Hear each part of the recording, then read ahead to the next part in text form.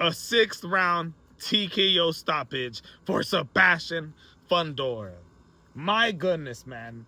My goodness. There's only 2 people in the 154-pound division that I could actually see having a chance of beating a prime Fundora. What we just witnessed today by Sebastian Fundora was a mixture of a freak of nature, a inferno, a wild forest inferno that you can't put out, a smart, technical, pullback, counter boxer that forced Keith one-time Thurman to just couldn't even establish an inside game. Had to fight in the outside the whole time. Keith one-time Thurman was gassed by the 5th round. Why? Because the dude was on the back pedal the whole time. Was trying to fight an outside battle with Sebastian Fundora, who likes to fight on the inside. But my goodness, Sebastian Fundora, the reach that he has, the distance management that he used against Keith Thurman, and overall his distance management, I'm thinking it's coming to fruition right here. It's coming all to a whole now. All the mistakes that he made in his fights against Brian Mendoza, Tim Tszyu, against anybody, even guys that he beat the hell out of as well, Chordal Booker, against Erickson Lubin. He's learned off of every single fight, every different opponent, being clipped and knocked out, to getting up, to understanding what he has to do to win. Jerome Boots Ennis and Virgil Ortiz are the only fighters in this 154-pound division that I could see giving Sebastian Fundora, the towering inferno, a run for his money. Keith one-time Thurman was not able to establish an inside game at all against Sebastian Fundora. Virgil Ortiz, this dude has got a great inside game. Comes forward, but with head movement. Is not coming forward to get hit. Is coming forward like Carlos Adames, like Julio Cesar Chavez Jr. Can do it all, fight from the outside, which I don't think is a smart decision to do at all.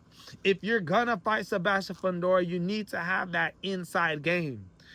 And if you don't have that inside game, then you gotta have superior outside skill level. I'm talking about superior outside skill level, like a Jerome Boots Ennis, somebody who I think is a little bit more in the prime of the career, a little bit more stronger, not 37, has only fought 2 goddamn times in the last 6 years, has had layoff after layoff after layoff. Keith one-time Thurman was a unified welterweight champion back in 2017, almost like 9 years ago. Jerome Boots Ennis, completely different. Got twitch, speed. Got that snapping power that can actually catch Sebastian Fundora even from the outside. But no matter what, dude, I don't see nobody in the 154-pound division being able to make it an easy fight. I don't think it's an easy fight for Virgil Ortiz. I don't think it's an easy fight for Boots Ennis. Xander Zayas. Look it. The fight got announced today. He signed the contract. Jerome Boots Ennis respond with Drewski videos. June 27th, it's looking like it's going down. And I personally got Jerome Boots Ennis winning that fight, even though I think it's going to be a back and forth war. I think we're going to see something from Xander Zayas that we haven't seen yet. Even if he's 23 years old and still hasn't fought, you know, a big name value fighter. You know, he became the unified champion against Abbas Barral, who didn't actually become champion. You know, he's an email champion. Didn't win the battle by beating somebody. Got elevated, right? Then you look at George Garcia, who he beat for the vacant WBO strap that Sebastian Fundora had. I mean, come on, dude. Jerome Boots Ennis is the biggest name that Xander Zayas has ever fought. It's the biggest test of his career. And we can say the same for Jerome Boots Ennis, who already has 35 fights in his career, 31 wins by way of KO. But this is also the biggest fight of his career, the biggest name, Stanionis. I know he's pretty good. You got guys like, you know, Karen, David Avicenian, Sergey Lipinets, pretty good guys. But Xander Zayas, I think, is the better fighter when it comes to his previous opponents. Now, at the end of the day, I think Sebastian Fundora has been talking about Virgil Ortiz in September on that Mexico versus the world card. And I'll tell you right now, I would absolutely love that. I think it's kind of unfair watching Sebastian Fundora being 6'5" in the 154-pound division, beating the hell out of these guys that have absolutely no chance. It's kind of annoying. But at the end of the day, I love it.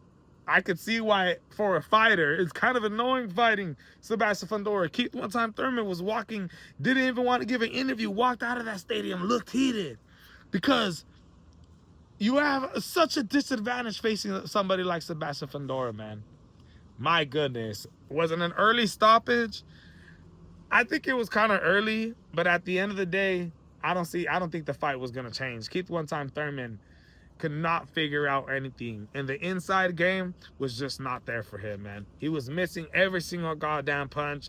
And I don't know if it's like he's a worse fighter than Tim Tszyu, Brian Mendoza, and all these other guys, Eric Salubin and these dudes. I think it's just a matter of Sebastian Fundora, who has raised his level of game, who has got that much better, that he's making these great fighters look worse and worse and worse as he goes on. Because I'm telling you, man, this guy's a goddamn freak of nature and a goddamn problem for anybody in the sport of boxing, man.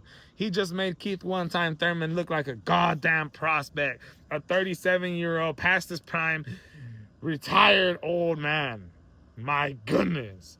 Sebastian Fundora made that look easy, and he may just be the best 154-pound fighter in the sport of boxing. Let me know what you guys think. Absolutely fantastic card. I got some more videos to drop to you, as not only the Sebastian Fundora look unstoppable, look just ridiculous right now, but Moses Atama, my goodness, my goodness. I'll be back with another video in a little bit. Let me know what you guys think. This is the MMA Boxing Addicts channel. What a night. I'm out.